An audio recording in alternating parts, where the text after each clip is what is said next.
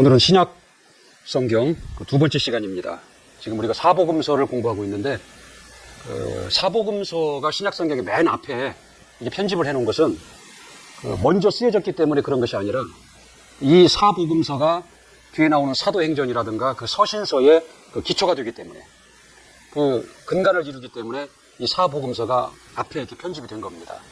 그래서 이 사복음서를 우리가 잘 이해해야 이 사복음서에 나오는 예수 그리스도 그를 잘 알 때 뒤에 나오는 그 사도행전이라든가 그 서신서를 우리가 잘 받아들일 수 있는 것입니다. 그래서 이 사복음서에 대해서 좀 집중해서 봤으면 좋겠습니다. 이 마가복음은 그 예수 그리스도에 관한 그 생애, 그에 관한 그 최초의 기록이에요. 편집상으로는 마태복음이 앞에 있지만 예수 그리스도에 관한 그 최초의 기록은 이 마가복음이라는 거죠. 그러니까 마태복음이나 다음 시간에 이제 공부할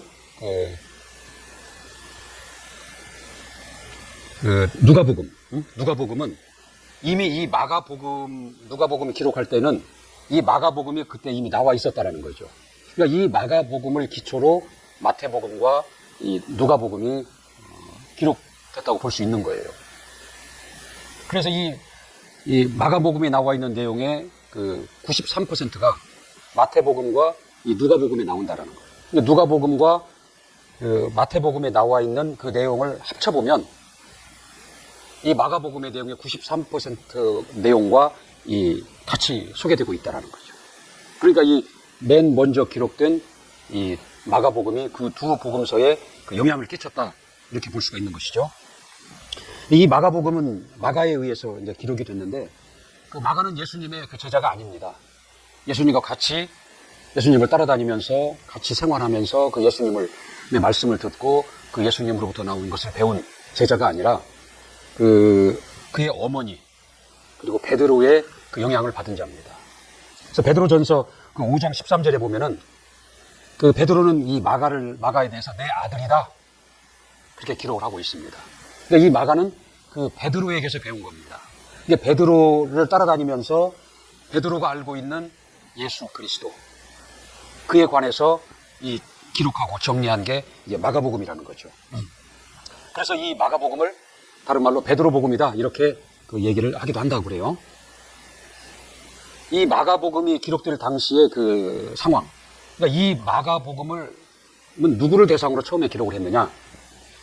그럼 로마에 있는 그 그리스도인들, 이방인들이지만 이 예수 그리스도를 믿은 자들, 그 로마에 있는 그리스도인들을 대상으로 해서 이 마가복음이 기록이 됐다라고 그래요.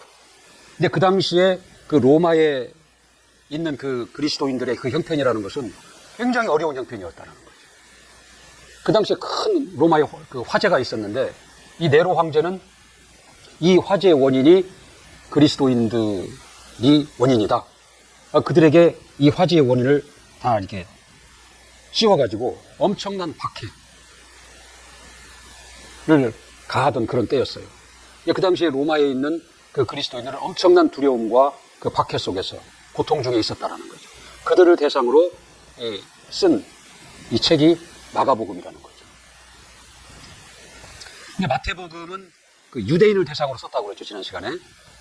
그래서 그 족보가 나오는 거예요. 그 히브리 민족의 그 족보가 나오는 거예요. 아브라함과 다윗의 자손 예수 그리스도의 세계라. 그래서 그 히브리인들은 그들의 족보를 알기 때문에 그 족보를 따라서 오신 예수 그리스도를 소개하고 있습니다. 그리고 그들에게는 구약 성경이 있기 때문에 구약 성경의 예언을 따라서 오신 메시아를 그 히브리인을 대상으로 책을 써서 알게 했다는 거죠.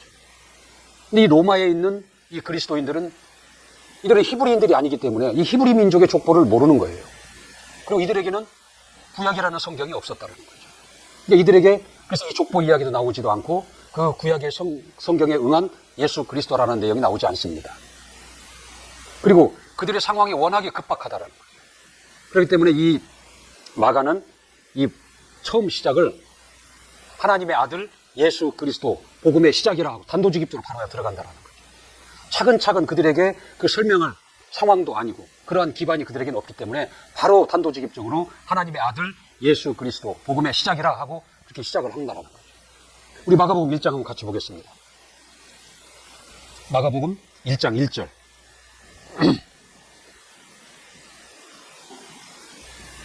시작. 하나님의 아들 예수 그리스도 복음의 시작이라. 이렇게 바로 시작한다라는 거죠. 여기서 복음이라는 단어가 나오죠. 이 복음은 헬라어로 그 유앙겔리온, 그렇다고 그래요. 유앙겔리온. 이게 복음이라는 말이에요. 기쁜 소식. 굿 뉴스. 기쁜 소식이라는, 유앙겔리온이라는 거죠. 그러니까 이 마가복음을 기록하면서 지금 로마에 있는 그리스도인들에게 처음 일성으로 시작한 말이 유앙겔리온, 복음이 왔다. 기쁜 소식이 왔다. 이렇게 시작을 하는 겁니다. 이 당시에는 그 나라와 나라 간의 전쟁이 아주 빈번하던 때였어요. 그래서 전쟁을 해가지고 상대방 나라가 우리나라를 이겨버리면, 그들이 승리하면 그 나라의 왕이 우리 왕이 돼버리는 거예요. 그 나라의 왕의 다스림을 받고 통치를 받는 백성이 돼버린다라는 거죠. 근데 그 당시에 한번 우리가 이렇게 상상을 해보세요. 우리나라가 있어요. 근데 우리나라의 왕은 독재해요. 폭정을 한다는 거죠. 과도한 세금을 걷어들이고 이 백성들을 아주 힘들게 하고 어렵게 하고, 그 백성들이 먹고 사는 것에 안중이 없어요. 그래서 백성들로부터 원망을 사는 그런 왕이라는 거죠. 근데 우리나라가 상대방 나라와의 문제가 생겨서 전쟁을 했어요. 근데 우리나라가 져버립니다. 패자가 된다는 거죠. 근데 소문을 들어보니까 그 나라의 왕은 지금 우리나라의 왕과 다르다라는 거예요. 굉장히 백성들을 위해서 선정을 베풀고 사랑으로, 덕으로 백성들을 다스리고, 그 백성들로부터 존중을 받고 사랑을 받는 왕이다. 그런 소식을 듣는 거예요. 근데 통상적으로 전쟁에서 우리가 지금 이기는 것이 승리의 소식, 복음, 기쁜 소식인데, 그게 유앙겔리온인데, 반대로 그 나라가 이겨서 그 나라의 왕이 우리의 왕이 되고 그 왕이 우리를 다스리게 되었구나. 그 나라의 그 왕의 통치를 받게 되었다. 이것이 기쁜 소식이 돼버린 겁니다. 그게 유앙겔리온이라는 그런 의미의 단어라고 그래요. 그러니까 누가복음의 시작인 하나님의 아들 예수 그리스도 복음의 시작이라, 이것은 지금까지 우리를 억압하고 그 사망과 저주로 우리를 다스린 세상 임금, 마귀, 세상 임금 마귀, 그 마귀가 패했다라는 거죠. 지금까지 이게 우리의 임금이었어요. 근데 우리나라가 패함으로 인해서 이 세상 임금이 쫓겨나는 거예요. 그동안 우리를 억압하고 사망과 저주로 우리를 힘들게 한, 우리의 원망이 대상이 되었던 이 세상 임금 마귀가 패하고 쫓겨났다라는 거예요. 그리고 상대방 나라의 왕이, 그게 누구냐? 예수 그리스도라는 거예요. 그 예수 그리스도, 이 왕이 우리의 왕이 돼서 우리를 다스리고 우리를 통치하고 우리의 임금이 됐다는 거죠. 이게 유앙겔리온 복음의 의미예요. 그러니까 이게 굉장히 영적이라는 것이죠. 보이지 않는 세상 임금 마귀, 그동안 우리를 다스렸던 우리의 왕이었다라는, 우리의 주인이었다라는 거죠. 근데 이 임금이 패하고 예수 그리스도가 우리의 임금이 되고 우리의 왕이 되고 우리의 주인이 되었다는 것이죠. 그러니까 이 유앙겔리온이라는 이 단어는 신약에 와서 이 복음을 설명할 때, 사용할 때 이 유앙겔리온은 굉장히 영적인 것이다라는 거죠. 우리가 지난 시간에 구약과 신약의 차이를 설명을 드렸어요. 구약의 마지막 말라기와 신약의 첫 마태복음, 바로 페이지를 넘기면 바로 다음 페이지에 나오도록 성경은 편집되어 있지만 그 사이에 400년이라는 기간이 있다라고 그랬어요. 그리고 이 구약과 신약의 차이는 하늘과 땅만큼의 차이가 있다, 이렇게 말씀을 드렸습니다. 이 하늘과 땅만큼의 그 많은 차이라는 건 뭐냐면, 보이지도 않고, 눈으로 보이지도 않고, 감각으로, 물질적으로 만질 수도 없는 영계, 영적 존재들. 영적 존재와 그 영적 세계와 우리가 눈으로 확인할 수 있는 이 물질계, 손으로 만져볼 수 있는 이 물질계와의 그 차이만큼 있는 거예요. 그런 차이가 있는 겁니다. 그리고 나 자신을 놓고 본다면 이 보이는 육체, 이 물질인 이 육체와 보이지 않는 내 영혼, 내 영혼의 그 차이가 있는 것이다라는 거죠. 그리고 이 우리 육신의 목숨, 이 수명과 영원한 생명, 영생과의 그 차이가 있는 거예요. 그리고 흙에서 난 자를 우리가 아비라 하지 아니하고 하나님을 아버지라 부르는 그런 차이가 있는 것이다라는 거죠.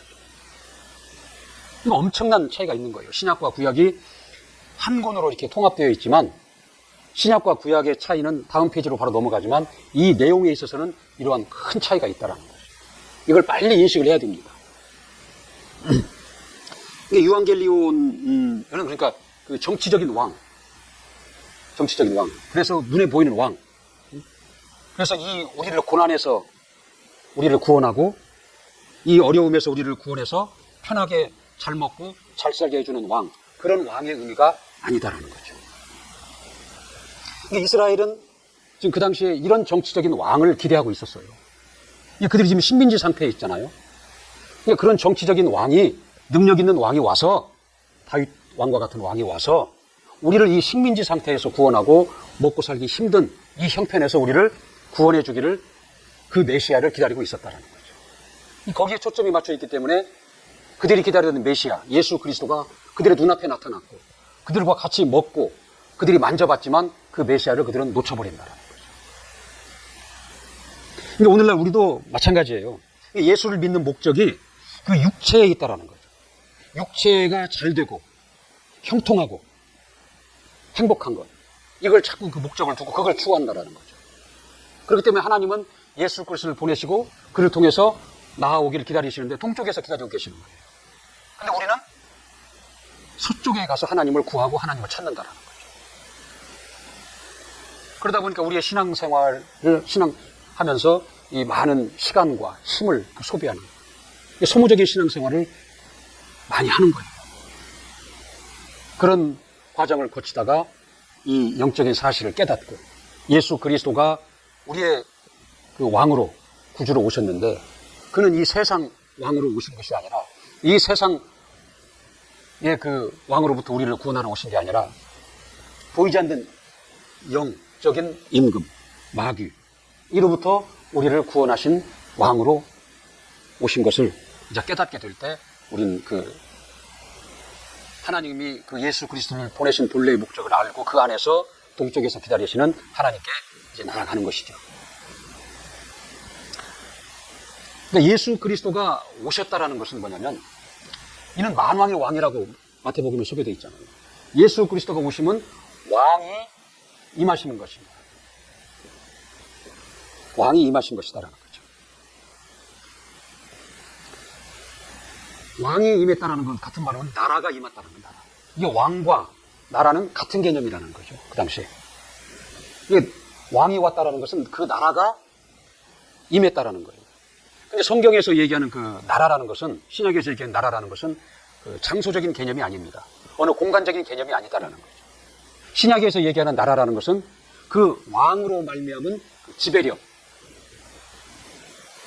통치, 다스림, 이걸 나라라고 표현하고 있는 거예요. 그래서 고린도전서 4장 20절에 보면은 그 나라는 말에 있지 아니하고 능력에 있음이라 그랬다. 이 나라는 그 장소적인, 고정되어 있는 장소적인, 공간적인 그런 개념이 아니라 임금이 다스리는, 왕이 다스리는 그 지배력이 충만한 곳, 그의 다스림이, 통치력이 임하는 곳이 그게 나라라는 거예요. 굉장히 역동적인 겁니다. 고정적인 그 장소의 개념이 아니라 굉장히 역동적인 힘이 있는, 역사함이 있는, 그게 나라라는 표현이다라는 거죠. 그래서 하나님의 나라는 말에 있지 아니하고 능력에 있음이라 이렇게 표현을 하고 있는 것이다라는 거죠. 주님이 가르쳐 주신 기도에 보면은 나라 임하옵시며 그러잖아요. 나라 임하옵시며. 그럼 어느 장소적인 나라가 임해서 우리가 그 나라에 들어가서 살게 해 주십시오, 그런 의미가 아니라 나라 임하옵소서. 이 세상 임금 마귀가 그동안 왕노릇을 하고 그 왕, 꼭 그 나라에 속해서 살았는데 예수 그리스도가 이제 이 왕이 오셨으니 이 예수 그리스도의 왕의 그 다스림, 통치, 지배력이 우리를 점령하여 주시옵소서. 그게 나라에 임하옵소서. 그러한 기도다라는 거죠. 그래서 그 나라 안에 있는 진리가, 그 나라 안에 있는 생명이, 그 나라 안에 있는 하나님의 빛이, 하나님의 행복이 우리의 모든 심령을 점령하시고 다스리시고 주관하여 주시옵소서. 그러한 기도가 나라에 임하옵소서. 그런 기도라는 거죠. 그러니까 하나님의 아들 예수 그리스도 복음의 시작이라 그랬다는 거예요. 하나님의 아들 예수 그리스도 그가 오신 것은 곧 우리의 왕으로 오셨다라는 거죠. 멸망시키고 그가 승자가 되셔서 우리의 왕으로 오셔서 그의 나라가 우리를 점령하게 되었다라는 거죠. 그래서 그에게 속하고 그의 통치를 받게 되었다라는 것이 기쁜 소식이다라는 거예요. 그게 이완겔리온, 하나님의 아들 예수 그리스도 복음의 시작이라 그런 그 의미인 것입니다. 이제 세상 임금 마귀의 그 사망 권세 아래서 그들로 말미암은 저주 가운데에서 그들을 두려워하는 두려움 가운데에서 해방되어서 거기서 구원함을 얻고 자유를 얻고 생명을 얻고 그의 다스림을 받게 되었다. 그것이 기쁜 소식이다라는 거죠.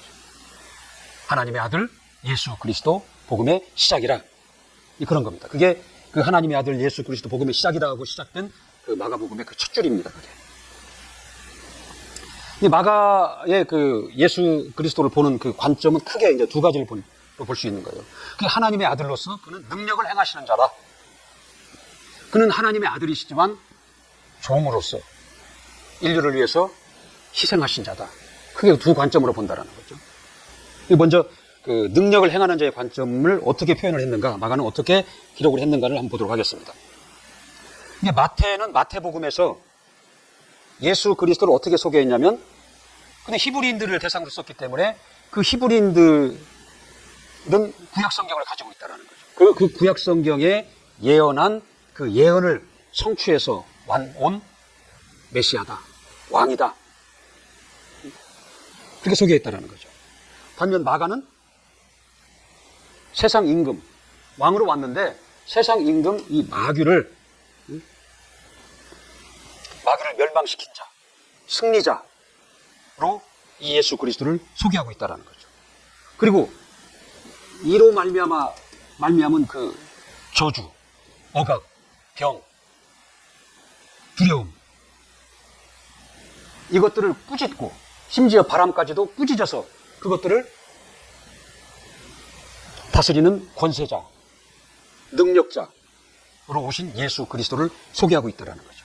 이게 복음서, 사복음서에는 약 35가지 정도의 그 예수께서 행하신 이적이 나온다라고 그러죠. 근데 그 중에 반 이상이 이 마가복음에 소개가 되고 있다는 거죠. 그래서 마가는 예수 그리스도, 그는 능력을 행하시는 하나님의 아들이시다. 그렇게 지금 소개를, 그런 방향으로 그 하나님의 아들 예수 그리스도를 소개하고 있다는 거죠.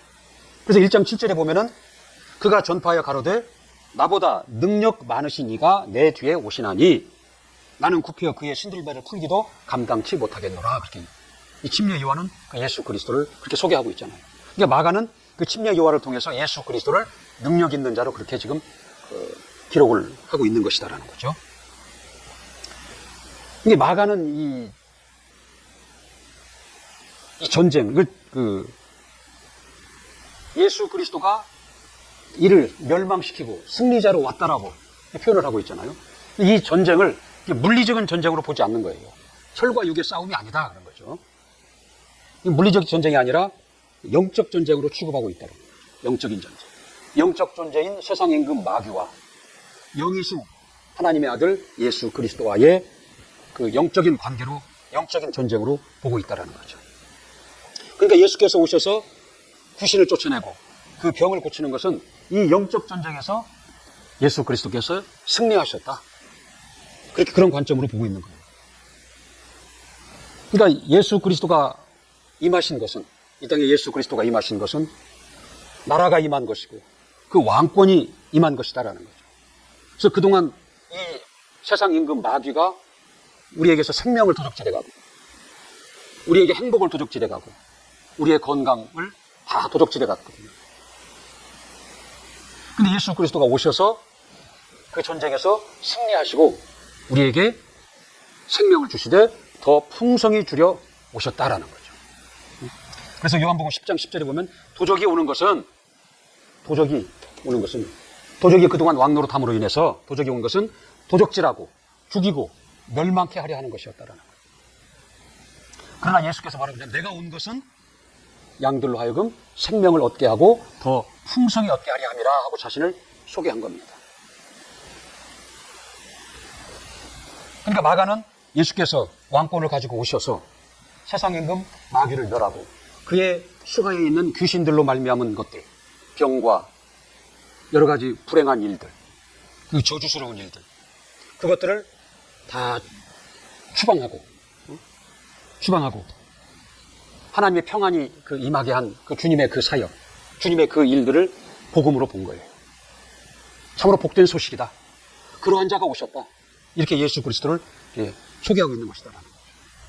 이게 세상 임금, 이 마귀가 그동안 지배하고 있었던 거예요. 우리가 그 영적으로 그걸 보지 못해서 그랬지. 그래서 이게 우주다라는 거죠. 지금까지 이 우주 안에 이 마귀가 세상 임금이 된 거예요. 임금이 통치자가 되었다라는 거죠. 그래서 이로부터 나오는 것이 뭐냐면 사망이에요. 저주예요. 거짓이고 어둠이다라는 거예요. 이것이 이 안에 꽉 차 있다는 거예요. 이 지배력으로 이 우주 안에 꽉 차 있었다라는 거죠. 근데 예수 그리스도가 왕권을 가지고 임하신 거예요. 나라가 임한 것이다라는 거죠. 그래서 그 예수 그리스도 그 왕으로 오신 그분이 이 마귀, 사망 권세를 멸망시키고 이것이 멸망을 당하니까 이 사망과 저주와 거짓과 이 어둠을 몰아내신다라는 거죠. 그게 복음이다라는 거죠. 그래서 이 예수 안에 들어와라 그런 거예요. 이 마귀 세상 임금은 이게 도적이라는 거죠. 이 도적이 온 것은 도둑질하고 죽이고 멸망케 하려는 것이다라는 거죠. 그가 왕노릇했다라는 거죠. 근데 예수가 오신 건 뭐예요? 예수가 오시면 생명을 얻게 하고 더 풍성히 얻게 하려 하신다라는 거죠. 그 생명으로 오신 거예요. 생명의 주로 오셨다는 거예요. 그 빛으로 오셨다는 거예요. 세상이 이 어두움의 빛으로 오신 거예요. 그 진리로 오셨다는 거예요. 그러니까 이 음부 안에, 이 우주 안에 생명과 빛과 진리가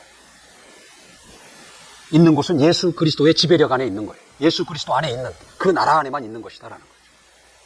그러니까 우리가 전도하는 것은 빨리 여기서 벗어나서 예수 안으로 들어와서 그 빛 가운데 거하라. 어둠에 있지 말고 빛 가운데 거하라.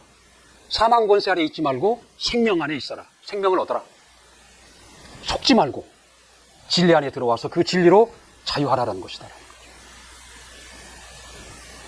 예수 그리스도가 오신 것은 그러한 왕권이 임한 것이고 그러한 나라가 임한 것이다라는 거죠. 그러니까 나라 임하옵소서 기도하는 것은 이 왕권, 이 나라가 점령하시고 주관하시고 다스려 주시옵소서. 무자비하게 그동안 여기에 점령당하여 살던 우리를 이 왕권이, 이 나라가 우리를 점령하시고 주장하시고 다스려 주시옵소서. 그러는 것이다라는 거죠. 그러니까 우리가 지금 우리에게 임한 그 복음, 예수 그리스도, 그가 하신 말씀, 그가 행하신 그 모든 일들, 이것은 우리가 귀에 듣기 좀 좋고 듣고 마음이 좀 평안한 정도의 그런 수준이 아니다라는 거죠. 우리 마가복음 1장 27절 한번 봅시다. 1장 27절. 시작. 다 놀라 서로 물어 가로되 이는 어찌 미뇨 권세 있는 새 교훈이로다. 더러운 귀신들을 명한즉 순종하는도다 하더라. 새 교훈이로다 그랬거든요. 지금까지 이 우주 안에 이런 교훈이 없었다라는 거죠. 이 교훈은 좀 약한 표현인 것 같아요. 이러한 법, 이러한 질서는 없었다라는 거죠. 귀신이 정체를 드러내고 영계가 막 밝히 드러나고 그것들이 쫓겨나가고 그것들이 쫓겨나감으로 인해서 병고침이 일어나고 회복이 일어나고 하나님의 평안이 임하고 이 세상에 없는 법이 드디어 나타난 것이다라는 거예요. 새 교훈이다. 그렇게 표현을 하고 있는 거예요, 성경에. 근데 우리가 믿는 이 복음, 예수 그리스도, 그 하나님의 나라, 다 같은 말이잖아요. 이는 우리의 마음을 좀 평안하게 해주고, 우리가 잠깐 그 귀의 귀를 즐겁게 하는 그런 수준의 소식이 아니다라는 거예요. 전혀 이 세상에 없던 새로운 법, 새 교훈, 새 질서가 나타난 거예요. 비로소 예수가 오심으로 인해서. 우리가 옛날에 그 왕의 명령을 추상과 같다 그러잖아요. 추상. 이게 가을 추자에 서리상자를 쓰거든요. 그러니까 가을에 서리가 딱 내리면 하루 저녁 사이에 그 파릇파릇했던 것들이 하루아침에 다 부스러집니다. 말라버린다는, 다 말라진다는. 이게 왕의 명령은 그 추상과 같이 강력한 거예요. 사람을 죽이기도 하고 살리기도 하고 그 한 사람의 인생에 저주가 오기도 하고 행복이 오기도 한다는 거죠. 그게 왕의 명령, 추상과 같은 왕의 명령이라는 거죠. 근데 우리에게 들려온 이 복음이라는 것은 추상과 같은 거예요. 그렇게 강력한 힘이 있는 능력이라는 거죠.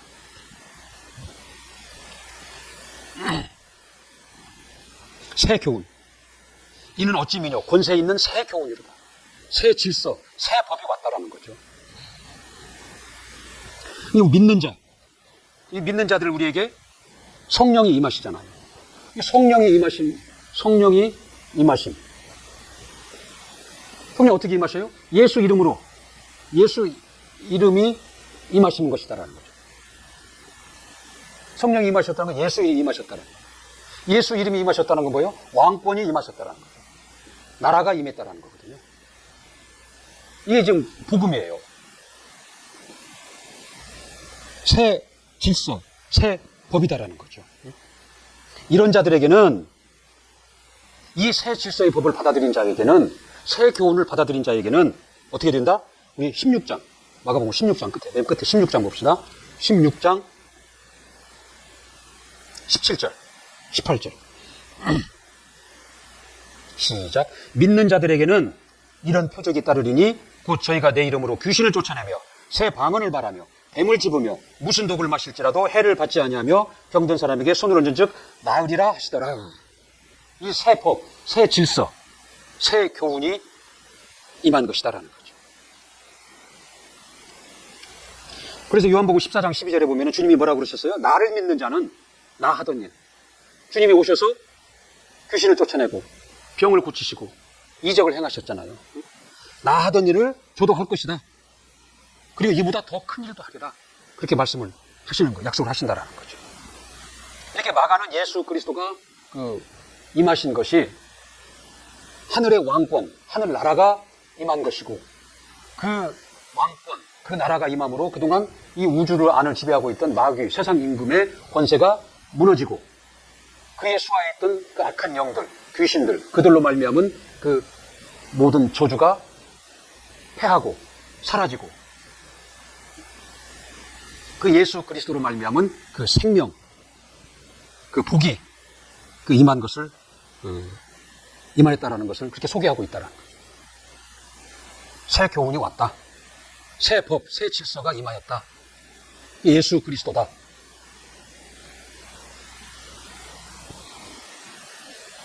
능력 있는 자다. 능력 있는 왕이다. 그렇게 소개를 한 겁니다. 그 다음에 이제 또 다른 관점이 하나는 이제 그가 종으로 왔다라는 거죠. 희생할 자로 왔다라는 걸 지금 소개하고 있습니다. 이게 마가복음의 그 3분의 1을 예수 그리스도가 배척을 당하시고 그가 고난을 당하시고 수치를 당하시고 결국은 십자가에 달려 피를 흘리시고 죽으신 것을 다루고 있다라는 거죠. 상당 3분의 1 정도 되는 부분을. 그러니까 예수 그리스도가 이런 능력자로, 왕으로, 나라로 임하신 것을 소개한 반면 또 그는 그 희생을 당하고 고통을 당하고 당하는 그러한 종으로 온 예수 그리스도를 소개하고 있다는 거죠. 이 마가복음 10장 45절 한번 봅시다. 10장 45절. 시작. 인자에 온 것은 섬김을 받으려 함이 아니라 도리어 섬기려 하고 자기 목숨을 많은 사람들의 대속물로 주려 함이라. 이렇게 이제 소개를 하고 있는 겁니다. 인자가 그 일을 위해서 왔다. 또 다른 예수 그리스도, 또 다른 측면을 지금 소개하고 있는 거예요. 이 복음의 핵심은 뭐냐면 희생입니다. 희생. 예수 그리스도의 희생이다라는 거예요. 그가 십자가에 달려 피를 쏟으신 거. 희생이에요. 그가 결국은 거기서 죽으셨잖아요. 희생이잖아요. 그리고 그가 그 피조물인 사람들로부터 조물주이신 예수 그리스도. 그가 어떻게 해요? 사람들에게 침뱉음을 당하시고 따귀를 맞으시고 채찍에 맞으시고 온갖 고난을 받으셨잖아요. 희생이거든요. 그게. 그 희생이 우리에게는 복음이 된 거예요. 구원이 된 것이다라는 거죠. 그가 당한 그 피 흘림과 죽으심과 온갖 고난은 그게 우연이 아니에요. 그가 약해서 그런 걸 당한 것도 아니고 그의 운명도 아니다라는 거예요. 그런데 아버지께서 이 인류를, 세상을 사랑하신 아버지의 그 사랑을 이루어드린 것이다라는 거예요. 아버지 앞에 자신을 낮추셔서 아버지의 뜻을 이루시기 위해서 그 고난을 당하신 것입니다. 아버지 앞에 자기를 낮추신 거예요. 그래서 아버지 앞에 자기가 겸손한 것이다라는 거죠. 그 아버지와 아들의 관계가 우리에게는 복음이 된 거예요. 구원이 된 것이다라는 거예요. 그러니까 그 희생은 대속의 희생이다라는 거죠. 대속. 이 빚 갚을 속이라 그랬잖아요. 대신 빚을 갚아주는 희생이었다라는 거죠. 이게 죄로 인해서 내 영혼이 멸망을 당하고 내 육체가 저주를 받아야 된다는 거죠. 이 죄의 결과거든요. 근데 그가 대신 죽으시고 그 죄를 해결하기 위해서 피를 흘리셨고 우리 육체가 받아야 될 저주를 해결하기 위해서 그가 채찍에 맞으시고 그가 가난한 나사렛 사람으로 사신 것이다.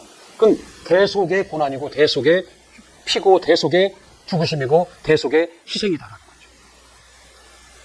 희생은 누가 하는 거예요? 종이 하는 거예요. 종으로 오신 예수 그리스도를 소개하고 있다라는 거죠. 그러니까 아무나 피를 흘리거나 죽거나 고난을 받는다고 해서 그게 대속이 될 수는 없는 거예요. 자격이 없기 때문에. 그래서 로마서 3장 10절에 보면은 의인은 없나니 하나도 없다라는 거예요.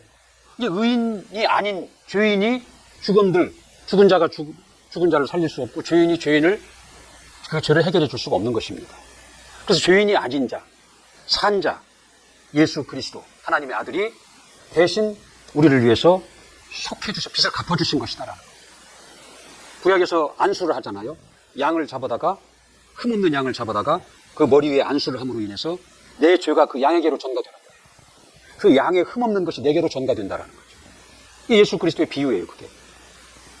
그래서 나는 그 양의 흠없는 것으로 인해서 나는 흠없는 의가 되는 거예요. 의로운 자가 되는 거고 내 죄는 그에게로 간다라는 거죠. 그래서 그 양을 광야로 몰아내버리는 거예요. 그럼 사라집니다. 그 들짐승에 잡혀 먹는 거예요. 그럼 내 죄가 죽은 것이다라는 거예요. 그러니까 예수 그리스도가 오셔서 당하신 것, 예수 그리스도의 의가 내게로 전가되는 거고 예수 그리스도의 생명이 내게로 전가되는 거고 예수 그리스도의 진리가 예수 그리스도의 아버지가 내 아버지가 되는 것이다라는 거죠. 그 나의 저주와 나의 죄와 나의 사망이 이에게로 전가돼서 그걸 다 담당하시고 그가 그 고난을 받으시고 희생을 하신 거예요. 근데 마가는 이 희생하러 오신 예수 그리스도를 지금 소개하고 있는 것이다라는 거죠. 이 희생은 막힌 것을 열어주는 거예요.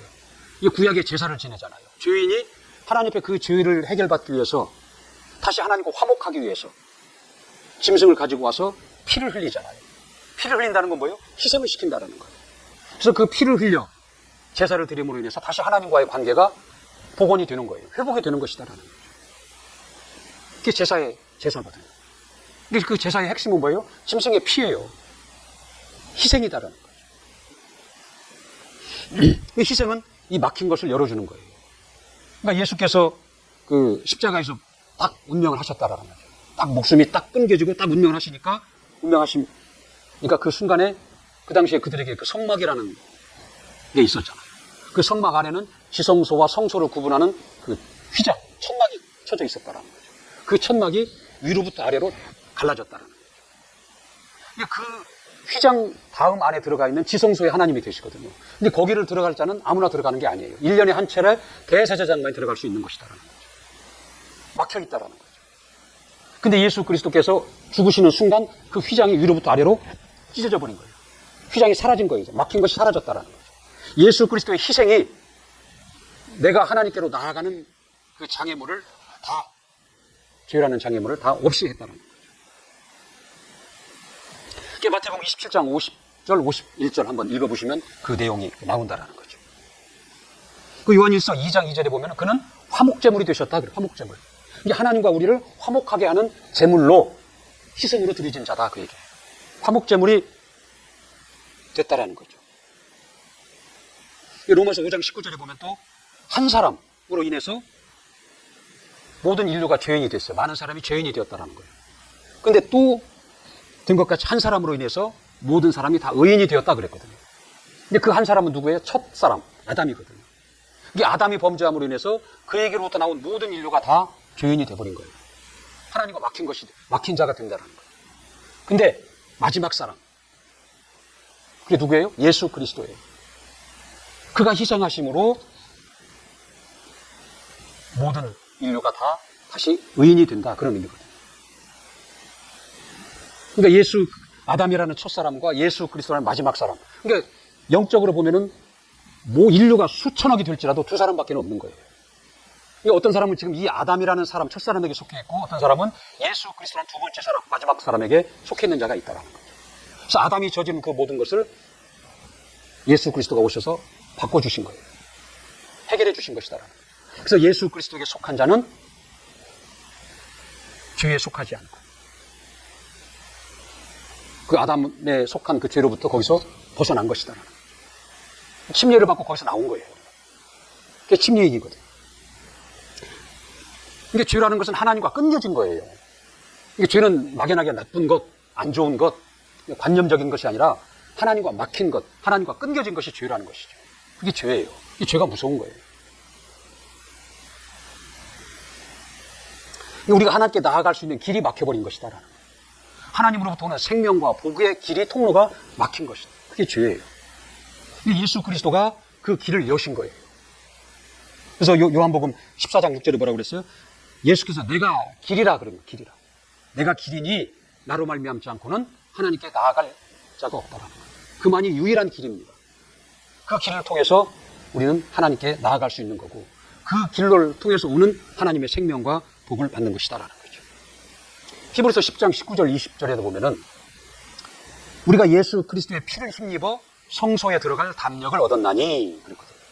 그러니까 예수 그리스도가 피를 흘리시고 죽으심으로 인해서 성소의 휘장이 갈라져 버렸다는 거죠. 막힌 것이.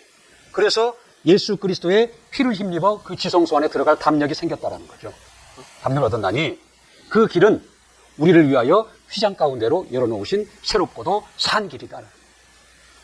우리가 하나님께 나아갈 수 있는 그 길은 예수 그리스도의 희생으로 열린 새롭고도 산 길로만 갈 수 있는 거예요. 하나님으로부터 오는 생명과 복을 받는 방법도, 받는 길도 예수 그리스도의 희생으로 말미암아 열려진 그 길로 우리는 받을 수 있는 것이다라는 거죠. 근데 이처럼 마가는 예수님은 하나님의 아들이시다. 그러나 그가 그 희생의 종이 되셨다. 그래서 우리를 구원하셨다. 이 위경으로부터 우리를 건지셨다. 그렇게 소개를 하고 있는 겁니다. 자, 이게 돌멩이도 수많은 돌멩이가 있지만 주인이 있는 돌멩이는 주인이 그 사람이 그걸 주워다가 그걸 놓는 좌대를 만들고 기름칠을 하면서 닦아서 자기 응접실, 자기 책장에 놓고 매일 들여다봅니다. 이게 대접을 받는다라는 거죠. 강아지도 주인이 있는 강아지와 주인이 없는 강아지는 많은 차이가 있는 거죠. 주인이 있는 강아지는 자식 대접을 받아요. 자식보다 더 큰 대접을 받잖아요, 요즘에는. 그래서 그 주인이 있는 자는 주인으로부터 공급을 받습니다. 필요한 것을. 주인의 보호를 받아요. 주인의 사랑을 받는다라는 거죠. 이게 마귀, 세상 임금이 지금 나의 주인이면 그 주인으로부터 내가 오는 것은 두려움이고 병이고 저주고 내 영혼의 사망이다라는 거죠. 그러나 예수 그리스도, 그가 주인인 자들은 그로부터 오는 생명으로 영생을 얻었고 그가 공급하시고 그가 보호하시고 그의 사랑 안에서 사는 자들이 되는 것입니다. 이 두 주인이 있는 거예요. 그러니까 나는 지금 어느 주인에게 속해서 어느 주인의 밑에서 살고 있느냐. 이게 예수 그리스도가 주인된 자로 살아야 된다는 걸 얘기하고 있는 것이더라는 거죠. 그러니까 시편 23편에 그러잖아요. 여호와는 나의 목자시니 내게 부족함이 없으리로다. 그가 나를 푸른 초장에 누이시며 쉴만한 물가로 인도하시는도다. 그가 나의 주인이 되면, 그 선한 목자와 같은 그가 나의 주인이 되면 그는 나를 이렇게 인도해 가실 것이다. 그 고백이에요. 믿음의 고백이다라는 거죠.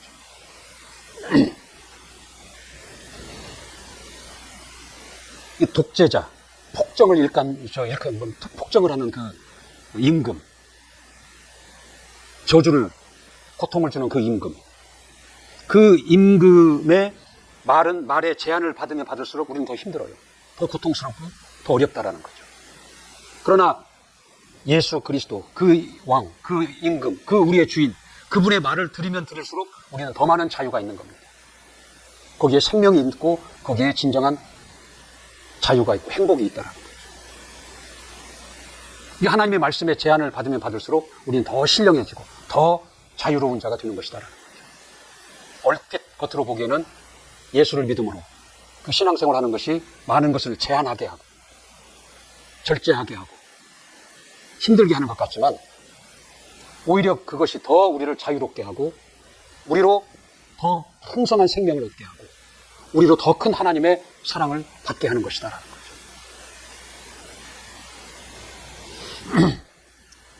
거죠. 그분은 우리의 주인으로서 내가 나를 아는 것보다 나를 더 잘 아세요. 내가 나를 사랑하는 것보다 나를 더 사랑하신다라는 거죠. 우리가 자녀들을 보면 알잖아요. 그들을 아는 것보다 우리가 더 그들을 더 잘 알아요. 그들이 그들을 사랑하나 우리가 더 정말 그들을 사랑한다는 거죠. 이게 아비의 심정이잖아요. 어미의 심령. 이게 선한 목자 주인의 그 심령인 것이다. 그 마음이 그렇다라는 거죠. 예수 그리스도 그 오심이 정말 내게 복음이 되어야 된다. 기쁜 소식이 되어야 된다는 것을 그 말씀을 드리는 것입니다. 자, 오늘 마가복음 여기까지 하고 자, 다음 시간에 누가복음 하도록 하겠습니다.